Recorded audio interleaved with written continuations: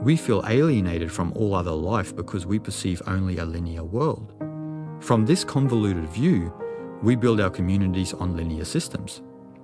The society is a construct of designed systems, such as organized culture, government, politics, and religion, which all oppose natural laws and swim against the current of Tao. We erroneously uphold these systems because we feel that life would be nothing without them. Yet they are built on the notion that we can control nature's pattern. The destruction of nature for material gain is a result of these systems' effect on the human mind. We pay more attention to our own indoctrination than to the actual world that gives us life. Nature, being non-linear, cannot be understood by a humanity shaped by a linear perspective.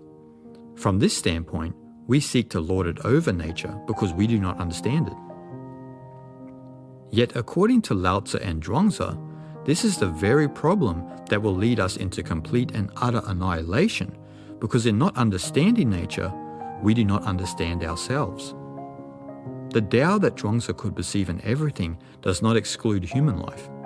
Human life is an intrinsic part of nature because a human being is nature. The fight for control of nature stems from humanity ignoring its own nature, which we do when we adopt external influences that transform us into machines. Our psychology, in turn, resembles the repetition of a machine rather than the spontaneity of nature. The mind of the average individual is solely focused on the maintenance and upkeep of a linear system. Such a person is unlikely to allocate any energy toward her own inner world, because that would conflict with her linear habits. But this orientation toward the outer world is going to lead us into the arms of annihilation if we do not realize that all natural growth comes from within the organism. And all of nature's constituents, including human beings, function according to this universal pattern. Nature's harmony can be disturbed but never eradicated because the Tao courses through the patterns of Li. Organisms that challenge this order do not fare well. We generally ignore the fact that the organic pattern and principle of Li are within the human organism too. The organic pattern of Li within the ecosystem is the same intelligence that is found in our nerves, senses, and ultimately our cognitive functions and psychology.